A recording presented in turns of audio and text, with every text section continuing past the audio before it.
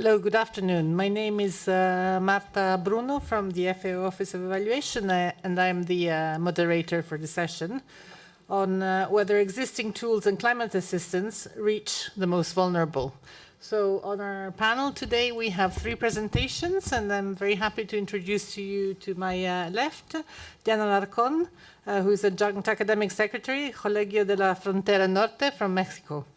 And next to her, Jose Pineda, who is Professor of Strategy and Business Economics Division at the University of British Columbia. And Bidisha Barooah, who is an evaluation specialist at the International Initiative for Impact Evaluation, otherwise known as 3IE. So the presentations will be about 10 minutes long, and then we will take questions at the end of all 3 presentations, unless there are some very burning specific questions to the speaker, but I would like to have a general discussion at the end. So please, Diana, over to you. Thank you very much. And actually, do we have a projector? There were some our PowerPoint. Some presentations. Yeah, but we don't have the uploaded. Oh, but you have them with you, right? Okay, so let's do it. Okay, yeah, here it is. Oh, I see, but it's not shown. Do you have a clip? Everyone has it. Yes, thank you very much. Which, by the way, thank you to IFAD for the invitation to be here. The organization has been impeccable. When you find your presentation, when you enter the room, you know that people have done a lot of work behind it. So what I'm going to present to you very briefly is actually some work that I did before I retired from the United Nations, the Department for Economic and Social Affairs, in the World Economic and Social Survey that we published in 2016, but I thought it was very relevant to our discussion, which is the issue of trying to link climate change resilience and the reduction of inequalities and look at those interrelations. So I'm going to be referring to climate change and the impact of climate change, but really this is more of a general reflection about shocks, any type of shocks, economic shocks, environmental shocks, social shocks that we heard today about, and the issue of inequalities. Well, in the case of climate change, it is no surprise if you look at the map, the countries at highest risk are also the poorest and most vulnerable. This is something that is well known. It's also well known that the economic losses imposed to countries from climate-related events, economic losses are much larger in for poorest countries. But beyond the country level, I mean the big national country aggregates, what we found here when looking at the impact of climate change on people is that the impact or the risk that people face will depend very much on the degree at which they are exposed, people are exposed, and the vulnerability that they have to be negatively affected by, in this case, climate-related shocks. But as I said, it is true for all other kinds of shocks. So what we looked at here is the relationship, the vicious relationship between inequality and exposure to, in these climate-related hazards. So when you are in a situation where there is high multidimensional inequalities that impose greater exposure and vulnerability of disadvantaged groups, whenever you have a climate event, a climate hazard, that event will have a disproportionate loss on the assets and the income of people that are originally at disadvantage, which will then reinforce multidimensional inequalities and vulnerability. And there are in the literature a whole range of drivers and mechanisms through which climate-related events, but also economic shocks and social shocks will transmit or will make their way through a very unequal impact on the life and livelihoods of people. And you will see in the graph there all the different mechanisms through which exposure and vulnerability to climate change will have negative impacts on a whole range of issues that are related to most of the aspects of the livelihoods and the lives of people. Moreover, whenever there is a climate hazard, the capacity of people to deal with it will be very different depending on where you are in the distributional scale. Wealthy individuals and households, we have a much better capacity to recover from whatever shock, and actually in some cases benefit from weather-related or other shocks, whereas people at disadvantage, poor communities, will have a much harder time in recovering, and in many cases that will become a reason why people and communities are trapped into poverty or fall into poverty traps. So from this very general and very quick summary of the work that was done, we were able to identify some of the people and communities that are at highest risk. And people at higher risk from climate-related events are people who live in low-lying coastal areas and drylands, mountains and rural areas, remote areas, people who live from agriculture and forest, informal settlements. Most of the people that we are concerned about in this conference. It's mainly rural, and it's not surprising. It's mainly rural communities and small remote communities, rural areas that are at highest risk.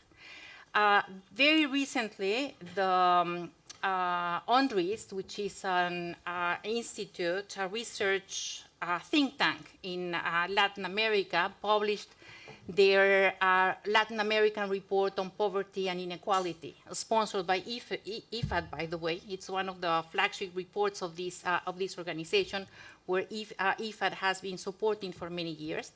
And they find in the report that the territories left behind in Latin America, again, not surprisingly, are the smallest in terms of population, the most rural, with the largest proportion of indigenous people and Afro-descendants, and those with a large proportion of young people and elderly. That is, the territories most left behind are the kind of territories that we are concerned about in this conference. So the issue now is to ask ourselves, well, what has been wrong? We have been putting a lot of money into development, into rural development, into poverty reduction, etc., and still, someone mentioned this morning, the conversation that we are having now resembles very much the conversations that we have been having for the last 2 decades at least, which is when I came to these conversations. There is, with the Sustainable Development Goals, this idea of developing integrated agendas, coming up with cross-cutting understanding of the reasons why we have persistent poverty and inequality and so on. We are still talking about single national strategies that are very, make it very difficult to differentiate the different context and conditions of the local communities where poverty and inequality is reproduced. National strategies are not enough to create an integrated governance process. Political negotiations, and we just had a long discussion about this, a long presentation on this. Political negotiations are most important to resolve conflicts, which are at the core of poverty and inequality. So a systematic approach to climate change resilience, in the case of the report that that I am presenting now, requires far-reaching transformative policies that will simultaneously address immediate vulnerabilities as well as existing structural inequalities. So the issues that we were just discussing a few minutes ago, immediate assistance in the wake of disasters, whether climate or other disasters, to reduce risk and to promote adaptation, they are most important, but sound development policies that focus on reducing inequalities as part of long-term transformative strategies for sustainable development are also important. Now, I'm not saying anything that is new. I mean, these are big, nice phrases that we repeat conference after conference. The problem is with the tools and the mechanisms that we are using to address these problems. The report that I was just discussing in Latin America places the emphasis on the vulnerability of territories. Part of the problem we've had and part of the sin that we share as part of international organizations is the over-focus, our over-emphasis on the individuals, on the households, to address poverty and inequality and social exclusion. To the extent that we focus on the individual or at the household level, we are not looking at the context in which those inequalities and poverty is reproduced. So the only thing that I want to say here in the 10 minutes, probably 2 minutes that I have left, is that we need to understand the specific needs, the resources, and the social realities of local communities to be able to adjust to changing conditions. I mean, most of the time we approach these issues with a single program, social protection that is focused that is targeted to the individual, even though Ravalion reminded us this morning that targeting is not the objective. It has become an objective for a very long time of a lot of the programs that we have seen internationally. Value chains are a very powerful tool to promote a lot of things, but it is not an objective in itself. It is a tool to do things. And it's not always a good tool for all contexts. It depends very much on the context, on the situation, on the governance, on the political situation of the territory. So by placing the focus on territories, on the local communities, we could be able to better grasp what are the root causes of poverty, vulnerability, social exclusion, inequality, and be able to address it. Of course, to make that shift in emphasis will still take perhaps a few more years of many of these discussions. Thank you very much, Diana. Any questions just for clarification, and then we'll take discussions and more sort of strategic or structural questions later? No? Okay, so... sorry. Sorry, I didn't... Just for clarification, when you talk about vulnerability in the territories, you're also talking about planning, planification, planning in the territories, no? Using planning as a tool to identify these vulnerabilities. Yeah, well, there are many tools to address problems in the territory. One of them is planning, but planning that has no concrete action is also, a good tool with no impact. So the problem is probably the action in the territories, the action and the resource that goes with resources.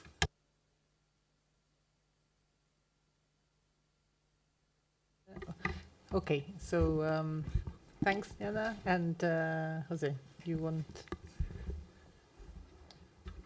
Okay, thanks. I guess, the presentation will be here soon.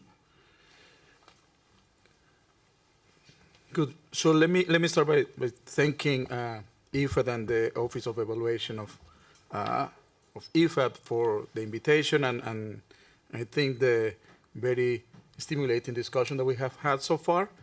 I think even though we say that targeting is not necessarily, let's say, the only focus, the question of the session seems to have that focus in mind, because we're asking if the funding and the tools that we are using are reaching a particular group. So that's also a reminder that targeting has to be mixed in a broader strategy, but it's also important that we keep track of the target population. So what I will try to do, I will borrow a little bit from previous work that I have done when I was at the Human Development Report Office. And I think it's good that my presentation is coming after Diana, because she mentioned this idea of the multidimensionality of factors and drivers of not only vulnerabilities, but the interaction with these vulnerabilities and inequalities, and many of them structural. Now, so what we have here is this kind of questioning: who are the people that are vulnerable, or who are the groups that could be vulnerable, and vulnerable to what? And as Diana mentioned, we could have many factors, many shocks. But the ones that I will concentrate in the rest of the talk will be those related to climate and natural disasters. And why? Well, always at the core of many of these things is the limited capabilities of the people at the field or the territories. But also, I think what is interesting is that we will see the interaction, and that's something that I think I really take at the core of the problem, the interaction between the vulnerabilities and the inequalities that it has on the field. And that interaction may create problems on his own and challenges in how we address this. So just to have a context, we have seen that the global risk connected to environment and climate change appears to be intensifying, appears to be increasing in frequency and in the consequences. And related to rural poverty, we know that these have a disproportionately larger effect on the people that directly depend on natural resources for their livelihood. And that's an important link that we can get in the connection between climate change and natural disasters risk and rural poverty and rural inequalities, okay? That overlapping, that direct connection between the effect of this on people that extremely depends on natural resources for their livelihoods. This is just kind of a reminder, a figure that reminded us how the frequency has increased. And even if you think that it's because of measurement, that the initial periods we have very limited, just start measuring this since 1960, and you will still see that the frequency and the intensity of these natural events has been increasing over time. This figure I take it very interesting because it's not only telling us that the top is the change in levels, temperature on the left, precipitations on the right, but the bottom panel is about the variability. And if you take, for instance, precipitation, and you see in the low human development group, which is mostly sub-Saharan African countries, you will see that not only precipitations have dropped the most, but also variability. The variability of precipitation has results of some modeling exercises that it could flatten the evolution of human development for the low and medium human development countries. So it could significantly affect this line that we see here of convergence, a reduction in the between countries inequalities in their human development. And that's kind of similar to the picture that was shown by Ravallion in the morning, that between countries inequality has been reducing. He showed it for income. This is related to human development. But the main message of this exercise was that environmental threats will significantly undermine any convergence process in terms of human development because of the impact that will have in many of the low and medium human development countries. Following up a little bit what Diana said, what is important here is that this vulnerability to climate change will interact with a lot of the inequalities that we see on the field, and particularly those structural inequalities, because rural poor will be affected the hardest, mostly because they have not only greater exposure, but they have less capacity to cope. And that creates a lot of potential long-lasting effects, because we know that when you have less assets, just to put an example, to cope with these kind of shocks, you may use some of the assets that you have available today that will limit your possibility for future growth and future development. And those trade-offs are significant. I think that not only the potential reduction in consumption that you have, but also it could even lead you to a path of more conservative structure of production. You will choose lower yield kind of crops just because you prefer ones that will be less risky because of the shocks that you are facing. So those issues could potentially not only have a short-term effect, but could create a more permanent, long-lasting effect on the vulnerable population. Now, the question that I wanted to, after having this kind of context, the question that I wanted to ask myself is, are the instruments that we see, at least at the country level, being used, are reaching the most vulnerable? So what I did was, a simple correlation. I did correlation with the ODA related to environment, and with some of the, let's say, the index of Notre Dame related to vulnerability, access to water, rural access to electricity, to sanitation, rural poverty. And what I found is that all of them are either not significantly related, or the ones that are related shows that the resources are going to the countries that need it the least, the countries with better access to water, better access to electricity. And that will be a correlation that I will go from time to time back. Then I just did a very, let's say, a partial correlation, because this is just a simple regression analysis, but just to see if I try to check controlling for some country characteristics, if the per capita ODA that they're receiving in terms of environment are related to vulnerability, and I found that the slope is negative. So again, it's reinforcing this idea that these resources are not going at least to the most vulnerable regions. What I did was I tried to do the same analysis, a very simple analysis, just separating by type of funding, trying to keep, a little bit further in this question, and I found, okay, if you see the coefficient at the top related to vulnerability, and to try to measure this elasticity between the funds that you receive and how vulnerable you are according to the Notre Dame index, is negative for mitigation, and it is positive for adaptation. So in that sense, people say, well, targeting seems to be better for adaptation because adaptation, the resources are going for the most vulnerable. And when people talk about better targeting for mitigation, is because of those that have larger per capita emissions. But targeting, or at least the question that people ask when they're saying where the resources for mitigation are going, are not necessarily talking about what are going in terms of vulnerability, but mostly in terms of emissions. So the objective of the group, or at least the objective that the literature have asked, why these resources should be allocated, is not necessarily the vulnerabilities or the needs. It's mostly related to the level of emissions that these countries are having. Then the question, and I'm more or less getting close to my final point, is I look at one example where I have seen, because I have done some work on that, a change in the way resources are allocated, and the way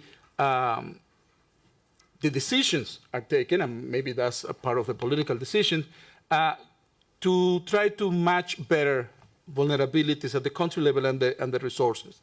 And what I did was to look what happened, for instance, in the change that IFAD did in their own allocation formula. And when you do the correlation, and this is, again, a partial correlation because this regression is limited of many other controls. But when you do this correlation between vulnerability and the allocation that you could get using the IFAD formula, you could see a dramatic change from the old formula to the new formula that IFAD is now using, in which vulnerability has been taken into account.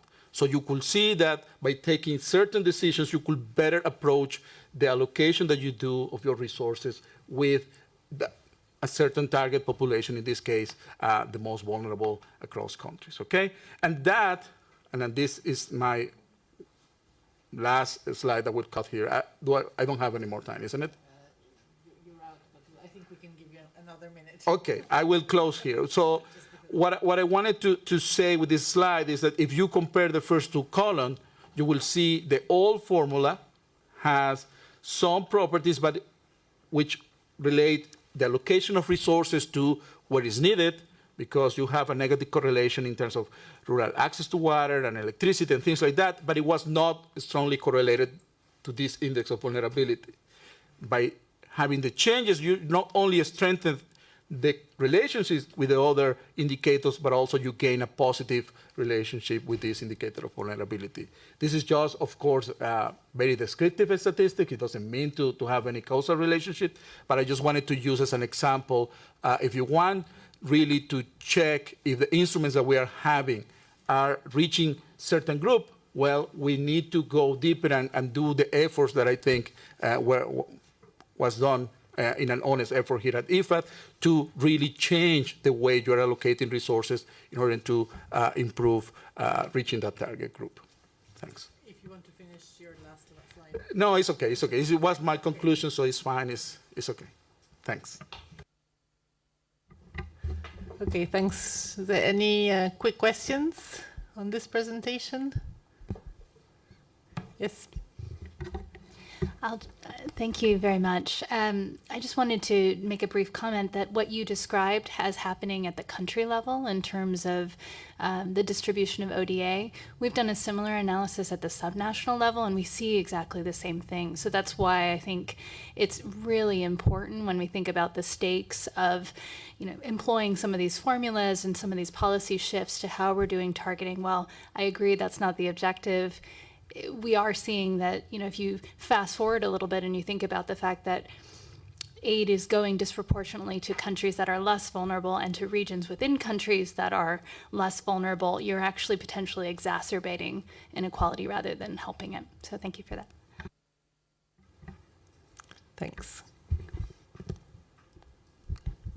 One there? Okay. Yes? Thank you. It's just a quick question, because in so many of the international fora that we're participating in, different international organizations, including the different climate change funds, they all have targets of dispersing at least 50% of their resources towards LDCs and SIDS. So the Green Climate Fund has this, the GEF has this now, IFAD has targets in that respect. So why this disparity? If we have these targets, why are we still not achieving this distribution that we seek? Well, I don't know the full answer. I will try to give my best conjecture. I think there are two issues here. One is the definition of categories of countries which are really hard to move over time because they are politically designed. Some of these categories are that way, while this index is more flexible, isn't it? It incorporates a lot of other ingredients that could make you be vulnerable, even if you are not necessarily belonging to certain, let's say, political category of one of those listings. I think also this is just reflecting, and I think I'm going back to probably the common point between Diana and the previous comment, which is this is too broad, isn't it? This is at the country level, but when we go subnationally and we want to go to the territory, we will be even more amazed of how we fail, isn't it? It's like this compounded effect. We're sending the money to the countries that need the least, and within those countries, for many reasons, and many of them are a replication of the same political economy framework in which who has the loudest voice within countries and within the country, that those allocations are not happening. So I think to me is some biases related in the way we do business, for how long it took. It was not an easy process to do it. And I think this is just getting one step closer. But I guess if we do the subnational and we go to the territory, there are still a lot of things to be done to better match and catch the vulnerable. And I guess if we go micro with your presentation, we will see that even that will require more fine-tuning of the instruments that we use. Okay, thanks. And I think we're already moving into what's going to be a very interesting discussion, I think. So let's add yet another layer to the discussion with Bidisha's presentation. And please, over to you.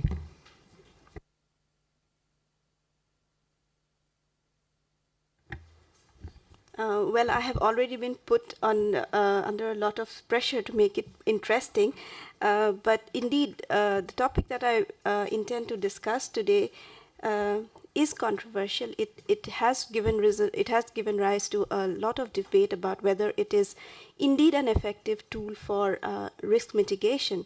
I will be drawing on a 3IE scoping study where I, together with Jyotsna Puri and Bharat Kaushis from 3IE, had worked on understanding the evidence that is present out there on agricultural insurance.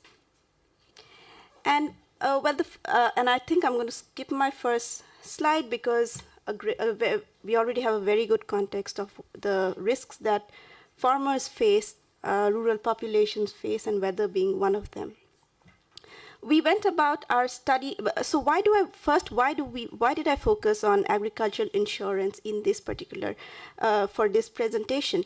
Well, that is because governments, there's a lot of interest on agricultural insurance across governments and also in the private sector. Billions of dollars are being invested in this sector to develop new index insurance, to roll out pilots. The government in India is scaling up a large weather index insurance-based agriculture and insurance program.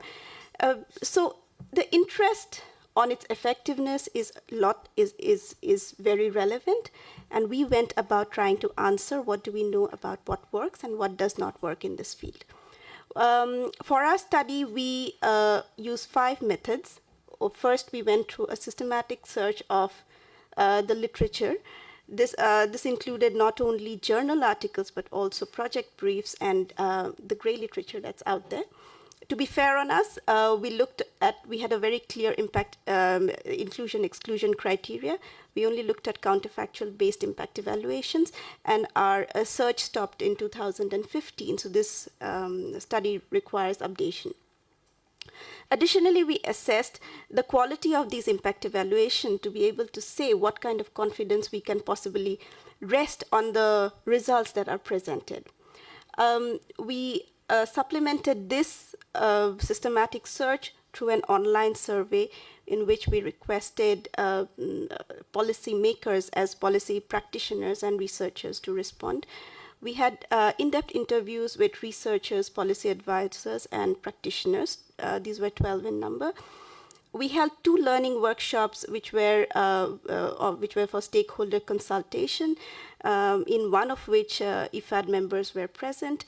And I will be honest, they were very, very critical of agricultural insurance and its effectiveness. Here in a snapshot, you will see the scope of our work. We looked not only at plain insurance product, we also looked at those that combined 2 interventions, maybe insurance with other financial instruments or insurance with risk mitigating technology. And technology is a crude way of putting it. We even included seeds, inputs, fertilizers would be included in the scope of our study. What we did exclude was pure financial studies that looked only at financial instruments like just credit or just savings or just drought-resistant seeds. Those were not included in our search.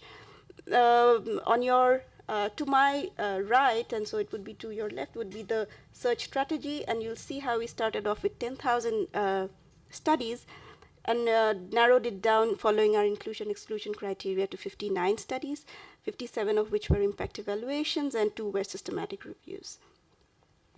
That's about our methods. What do we find? The evidence gap map, which depends, which draws from finding from the literature, shows that impact evaluation studies are concentrated in only a couple of studies, in only a couple of countries, India and Ethiopia. And yet, if you remember from Diana's presentation, where the global risk map was shown, several high-risk countries are completely missing in this map. There is no evidence of of similar programs which may or may not be being tried in other high-risk countries. We don't know much about that. We also tried to understand what have impact evaluations focused on, what kind of interventions have they looked at. And here we find that index insurance, not surprisingly, has received a lot of attention.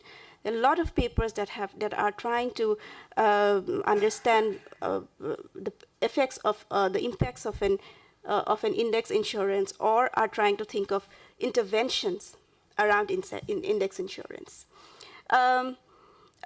This is followed by by direct subsidy grants and transfers. But let me please interpret this. This needs a bit of qualifications and interpretation.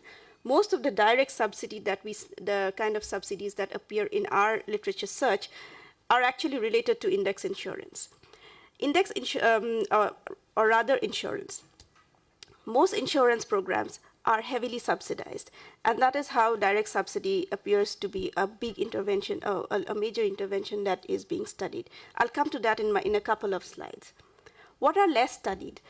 Bundled products. If you see, go down the chart, you will notice that there are very few studies that have looked at bundled products, products that are innovative and combining maybe insurance with credit, or and indeed there are many of these are being piloted and tried, but impact evaluations on these are limited. Then there are studies that are interventions that are combining agricultural insurance with some, with say, drought-resistant seeds, or rainfall technologies. These are not as studied. Innovative products, these are coming even lower down the in the chart. We have spoken at length about how weather risks are different for different sections of the population, and we have spoken how women and children and smallholder farmers are particularly vulnerable towards these risks. What do we see? How many studies have actually focused on this? You'll be well, perhaps not surprising. Very few. Of the 59 studies, less than 20 have looked at heterogeneous effects for smallholder farmers. Around 8 have looked at what impacts could be there of agricultural insurance on female farmers. Even fewer have looked at children's outcomes such as education. I will not even go into the number of healths on the studies that have looked at health outcomes. I think it's less than 5. So so vulnerable populations have been left out from impact evaluations, and in my following slides, I will try to I'll try to think through why that has been the case. We've also been our study also shows that these impact evaluations are typically very short. They're usually for 2.5 years. This is probably insufficient, because for an insurance, because risks are faced throughout for a long time, and a 2.5 year window for an impact evaluation is insufficient. And okay, good. So apart from our findings from our EGM, we spoke to sectoral experts about what are the main problems with insurance in particular. Well, one of the things that came up again and again is that the biggest challenge for agricultural insurance is that uptake is very low. People are not buying in agricultural insurance. People are much less renewing agricultural insurance that they buy. On the top graph, you will notice that the average uptake of an insurance product among our studies is around 30%. For credit, it's close to 90%. Why is the uptake of agricultural insurance so low? We try to answer this through our stakeholder consultation, through our online surveys, and we found that two factors stood out. I mean, these are all important, but I want to focus mostly on two. One is affordability, and there's a lot being done on that in the form of discounting. But the other question that has come up again and again is the quality of the product that is being offered. Are the insurance products that are being floated, what is their quality? Very little attention has been paid to that. Are they addressing the right risks faced by the farmers and at the right time? These are questions that have not been answered by impact evaluations. We have also tried to see what can be done to improve uptake of insurance, and here, one obvious answer is, give them discounts, discount it, give subsidies, but are these sustainable? That's again a question that needs to be answered. At the bottom, you will notice that I have a forest plot which shows the impact of financial literacy programs on uptake, and there is some evidence there, but it's really just 8 studies. And to be fair on us, these are really large level of aggregation, and some and financial literacy programs vary. So that's an aggregation that we have done. So what can we do? What can we do to increase uptake of agricultural insurance? First, we need to design better products and contracts that are favorable to farmers. There needs to be an assessment of the value value to clients. Many impact evaluations we have this already start with a program with no idea about what kind of insurance is being floated. And they go on to do an impact evaluation, so it's not surprising that there are absolutely no impacts. These are questions that need to be answered. We need to define and adopt standards for quality of insurance products. Are there behavioral nudges that can be used to influence or to encourage farmers to procure insurance? These are, again, relevant questions that impact evaluations need to answer. Lastly, and drawing again to the points that Diana and Jose have pointed out, what is the role of public policy? Governments are adopting are scaling up big insurance programs. What role can the government play? Can they play the role of a reinsurer? Can they play the role of encouragement? Can they provide information? The role of public policy remains nebulous in this field. Finally, let me conclude. I must have exceeded my time, but please give me just a minute. But what can be done for better evaluation of agricultural insurance? Well, to cut a very long story short, my long presentation short, has agricultural insurance worked for the vulnerable? The current evidence says no, but there is emerging evidence that there is a potential there. Why don't we see impacts from impact evaluation? Well, there are two possibilities. One is that the products are ill-designed. They don't speak to the risks of the farmers. Secondly, that the evaluations themselves are are badly designed. And in this, the first ordered question that we need to ask is, why is there low uptake of agricultural insurance? This has low uptake has implications on not just the quality of the program, but it has big implications for impact evaluations as well. Low take-up implies low statistical power. It means less precision of your coefficients of the credibility of your results. This is a problem, and this in impact evaluations that need to be addressed. The question of subsidies, to subsidize or to not subsidize. It's not surprising. It's not rocket science. We as economists know that if you reduce the price of something, take-up will increase. But is it sustainable? And what are you capturing? Are you capturing the impact of the insurance, or are you capturing the impact of the discount? Important questions that need to be answered when thinking about impact evaluation. Heterogeneous impacts. If you want to look at differences, if you want to look at differences by women, children, there are implications on sample sizes. We did a rough estimation where we were asked, okay, what if we wanted to split the sample into and try to look at what will happen, what's the impact on impact, what will happen, what's happening for women farmers? Well, when we did this back of the hand kind of a calculation, our sample sizes doubled. Sample sizes doubling means budgets need to double. But there are creative ways to get around it.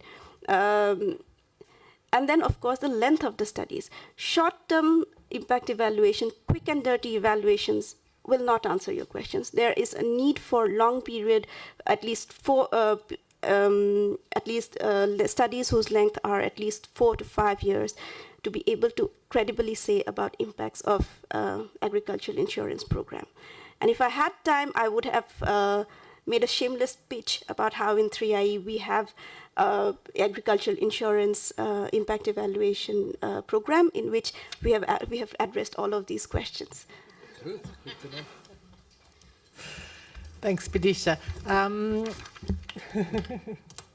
Can I, any questions now for Bidisha before we open up the more general discussion? And could I please ask you to introduce yourselves when you're asking questions? I know many of you are known to the room, but just in case not everybody knows everybody else. So,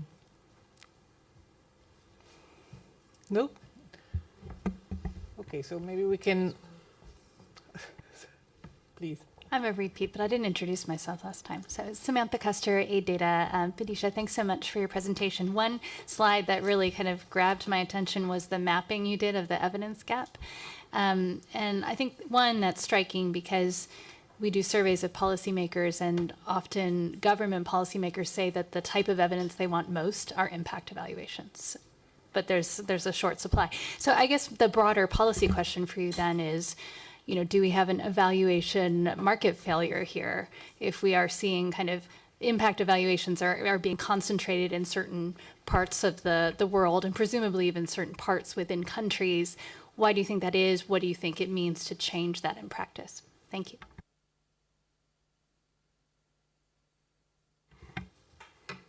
I think what you have, the question that you have raised is really a question not only for agricultural insurance per se, but for the evaluation sector in general. But to respond to your particular question, why is it concentrated in some countries and not others? Well, that is also because for these programs to be evaluated, you need partners. And it's just that partners have been more willing to have evaluations done in these particular countries. We, however, are trying to change that in 3IE. For instance, in this particular window that I spoke about, our grant window, we have looked at countries like Kenya, Senegal, Burkina Faso, and one in India, which, of course, there's a lot of evidence in India, but if you look at, there's really nothing on Burkina Faso, there's really nothing on Senegal. We read for more impact evaluations in contexts where evidence is missing. Well, you need an evidence gap map to know where these exist, and you need funders to push researchers in that direction to think about impact evaluation in contexts that are hard. in this, I think there is a role for organizations such as IFAD and 3IE to play, in which we try to fill this gap in. Otherwise, well, the sad reality is that impact evaluations will become opportunistic. And I think it was, it was from Martin Revellion's presentation today, where the thing is, it's not methodology that should guide the question, but the question that should guide the methodology. Unfortunately, it is so happening that because a context labels you to use a particular evaluation method, you go on and evaluate a program that's perhaps already been studied. You do not go into fields where you may not be able to employ your favored impact evaluation methodology. And I think this is where we as evaluators need to go. Please. Thank you. Thank you for the presentation and the presentations.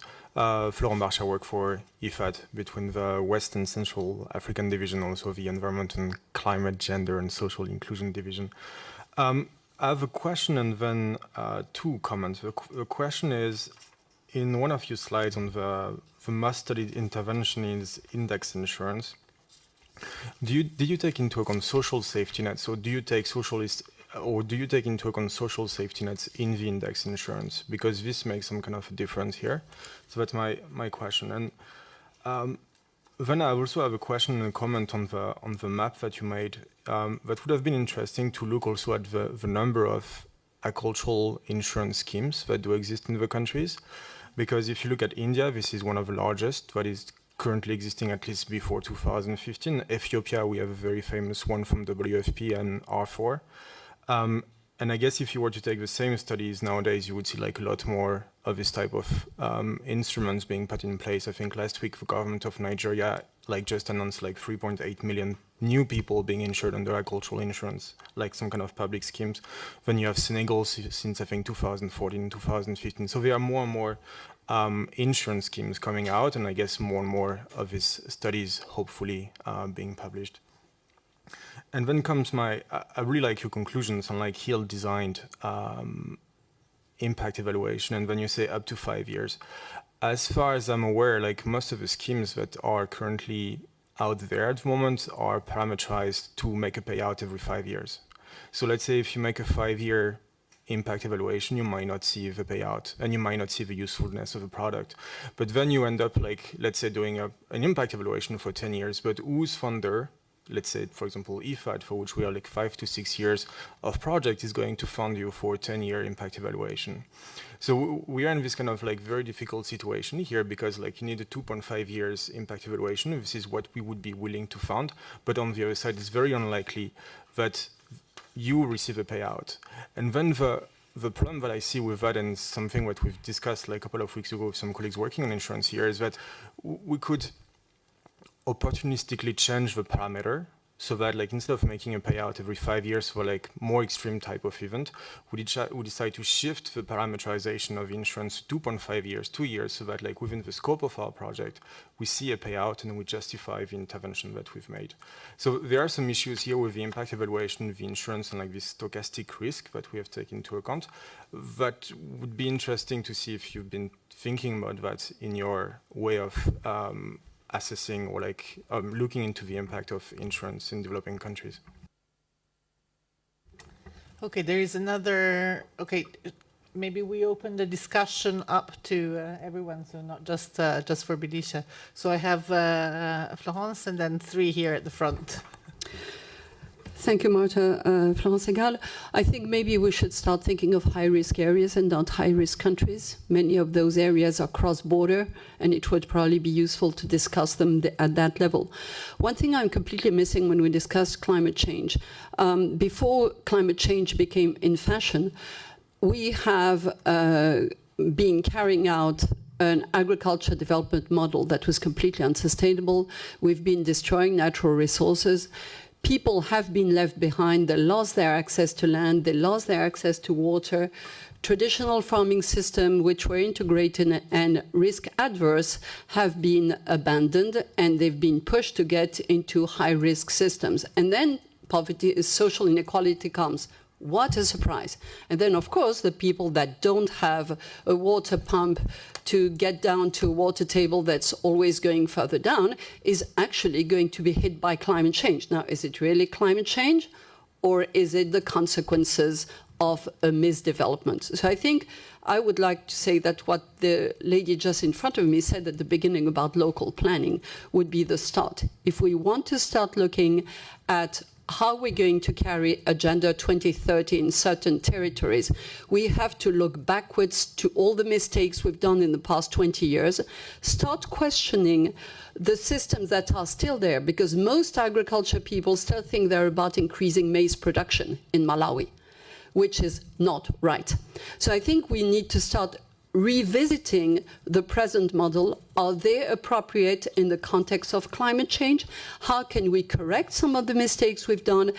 We maybe don't need to go for extremely long evaluation. Maybe we could start having participatory approach to start describing how things went down the drain the last 20 years, who got affected, why, how did they try and cope, and how we can help them. Thank you very much. I'll take another 3 questions. Do you want to start and then we move along?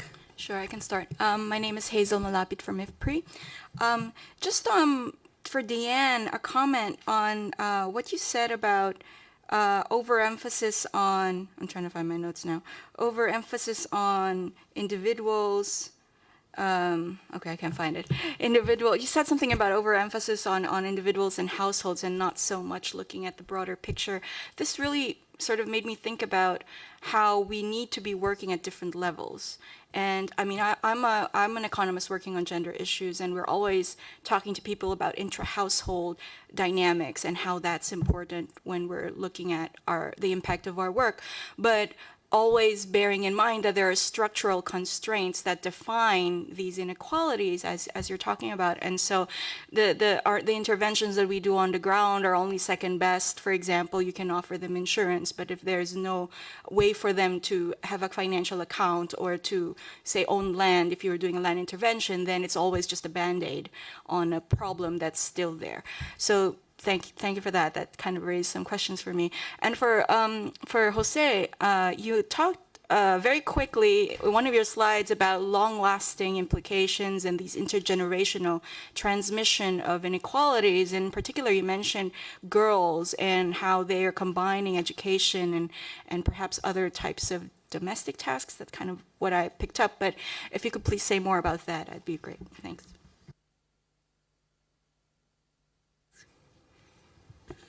Andrea Cornia, Florence, University of Florence. I don't know whether there are questions or demand for clarification. Now, if you are insuring weather risk, I mean, this is covariant by definition, so everybody is affected. So you need to basically assess a very large area because, I don't know, the highlands of Ethiopia will be affected all at the same time. And that poses a question because you have to evaluate many people, many households, bigger areas, so it's much more costly. And second, these are, inshallah, infrequent events, so then you have to do it for many years. So you cannot do an evaluation of the uptake when the economic agent has 3 good harvests, one after the other, because it doesn't see the need for insurance. And that is the first point. Now, the second point is that when you do the evaluation, I wonder what you evaluate, whether you evaluate the uptake or evaluate I mean, it's a sort of cost and benefit analysis. The argument for insurance is that farmers are risk averse without insurance, and therefore they plant low productivity crops. And in the presence of insurance, then they may try high yielding varieties, which are much more, they are high yielding, but more fragile. You know? So if you are insured, then you would have a much greater output. So you cannot only consider whether a greater number of farmers are uptaking the scheme, but evaluate what is the effect on output, and that can be done only on a fairly long period of time because behaviors and it takes time to change. one last question. I've been told we have 2 minutes left, so there's quite a lot of answering to do. So can you keep it short? Yes. And then we go back to the panelists. Maria Teresa Gutierrez from the International Labour Organization.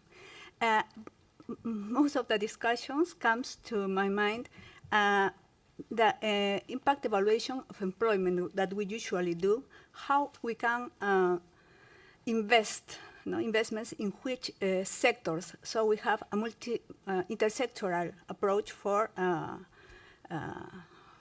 to identify which sector would be the best to allocate resources, for instance, for infrastructure development. And here comes this climate change adaptation. Climate change adaptation has demonstrated that can increase even 80% the job creation if governments takes the right approach to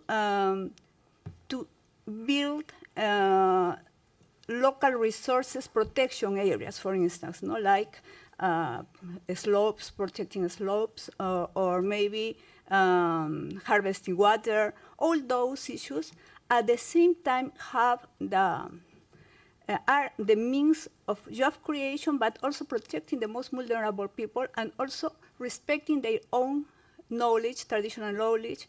And for instance, we have had in Haiti one of these projects that in the process of building this kind of works, green works, after the earthquake, that area has been, let's say, the effect has been really positive. It didn't affect, but at the same time can create also these livelihoods for the people. So just to mention that we can have an integrated approach, an intersectoral approach to address this kind of response for climate change. Thanks. And I'm going to interpret the 2 minutes from Katrina as 2 minutes each. So please. I don't know what order you want to answer. Actually, I have much less than 2 minutes. This is part of a very long discussion, so we're not going to pretend that we are going to exhaust the issues here. But just to reiterate the point that, especially in the face of climate change, the impacts are going to be local, and the risk and the way to build resilience and so on also has to be local. Otherwise, we are spending a lot of money with not sure what we are doing. So just to reiterate the point, one of the big challenges that we have is how to move from, our practice, our general practice now of, designing these one-size-fits-all kinds of programs, pretending that they are going to answer the questions that we have on the ground. And I will just give you one example from my own country, Mexico. Now it is the last fashion to build social protection programs with productive components. We just did an evaluation in one of these large projects in Mexico, and what we found is that they have been very successful in the sense that they are increasing the kind of things, products, commodities that people have to take to the market. Except that nobody thought about the market. So, there are still the products. They are all the same. They are still in the communities. Project is a success. People became more productive. Now there are more things to sell. But oops. Nobody thought about the market. So just careful about those things.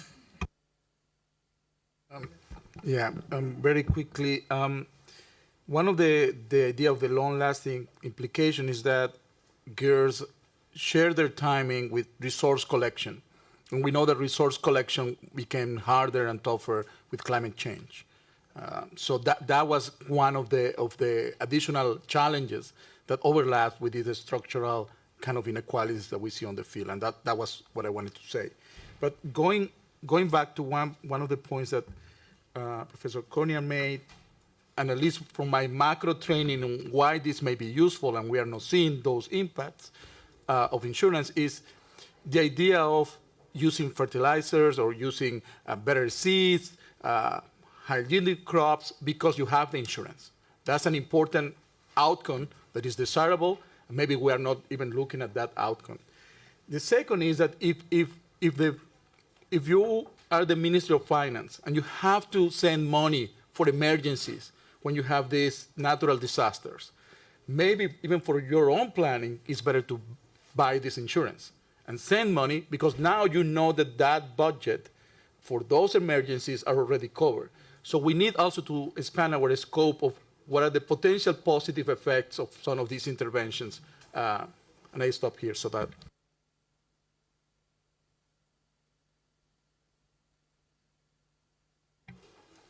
On the timing of the impact evaluations, we think that the evaluations that we have funded will probably have payouts around 2 years. That's how our indices have been constructed. I have to double check, but our expectation is that our length of our impact evaluations is 4 to 5 years. And we did have some consultations with several policy makers, also researchers, as well as people who develop index insurance, to say that this is a fair time to have, length of impact evaluations to have. There were, of course, budgetary constraints. We couldn't have a 8 or 9 year impact evaluations, which is not to say that those have not been done. I'm aware of one impact evaluation, again 3IE funded, which went on for 8 years, and this has again shown very poor uptake. And when the first order fails, when you don't have people buying insurance, you will not be able to see them come out of. You will not be able to see them getting financially stronger or less vulnerable because of insurance. Social security nets, no, we had them as a separate category, so those come actually at the bottom of the chart that I showed. I think that would come as other programs. Those have been categorized as other programs. On uptake and outcomes, yes, I agree with you, and I think I kind of alluded to your question when I said that the first order question for an impact evaluation, and this is of course speaking to the theory of change. You are selling, your input is agricultural insurance. Your first level output is that people are buying insurance. How many people are buying insurance? If you don't have people buying insurance, then you'll not be able to see any outcomes there. Which is not to say that we have focused in our evaluations to look only at uptake. These are long period impact evaluations because we want to follow outcomes. But what we did was we gave each team around 7 to 8 months before we commissioned impact evaluations to just go and see, assess what the uptake would be like. And if we only funded those impact evaluations where they were able to prove that uptake would be sufficient for an adequate sample size for a robust impact evaluation. I think there was one question on sectoral, on sector of impact evaluation. And again, I think evidence gap maps are a very handy tool for this. Yeah. And please refer to those for sectors that need impact evaluations. Thanks, sorry for cutting. No problem. Cutting you short, I think this has been a very interesting discussion. I think it can carry on sort of, outside, and we need to leave the space for next panel. But can we please give a clap of applause to our very good speakers?